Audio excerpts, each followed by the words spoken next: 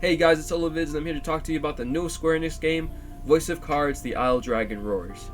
Voice of Cards is a new card-based RPG that's being directed by Square Enix's very own Yoko Taro. I tried out the demo on my Twitch, so I'll be telling you my first impressions as someone who just plays regular RPGs. So what even is Voice of Cards besides just a card RPG? Well, it's kind of like a D&D campaign made into a video game. You're greeted by a game master who brings you into the world full of monsters and magic and all the other things you'd find in an RPG.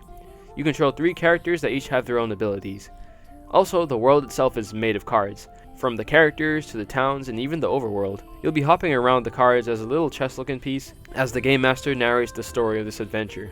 While everything looks different, the game still feels like a proper JRPG. You'll still roam around and encounter enemies while choosing which attacks to use. The battle system is simple but effective. Each character has cards that represent their moveset. You have your regular attacks, spells, and special skills. Each battle participant takes turns in trying to reduce the enemy's HP to 0. HP is represented by the number in the middle, while attack and defense are also shown on the card, but instead on the sides, like how it would be in a normal card game. While choosing a normal attack is the same as you do in a normal JRPG, using things like spells and techniques costs crystals instead of MP. You get crystals by either generating them or when a turn passes. If you want to use your special moves, then you'll want to spend them wisely. Each card that requires them will tell you how much it costs. There are also certain moves that require you to roll a die to determine its power, like you'd expect in a tabletop game. You can also collect helpful attack or healing items, as well as armor and weapons to make your party stronger. Now, as I said earlier, the whole world is made of cards.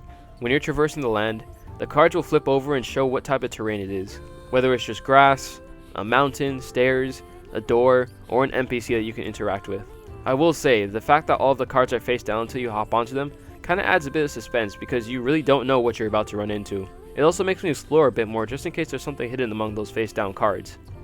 There's also of course towns that you can find like any other RPG, but what isn't in any other one is the warp mechanic. You can warp to any face-up card on the field. For example, when you have to backtrack to get an item from a faraway town, all you have to do is warp back there using the right stick. This adds an incentive to flip up every card you come across, but also to travel to past locations without worrying about how long it'll take. Even when I fast traveled past a lot of enemies and XP, I was still at the right level to take on the dungeon, so the game is balanced with it in mind too. Speaking of dungeons, those work a bit differently from the overworld. The room gets dark and your party seems to be holding a torch.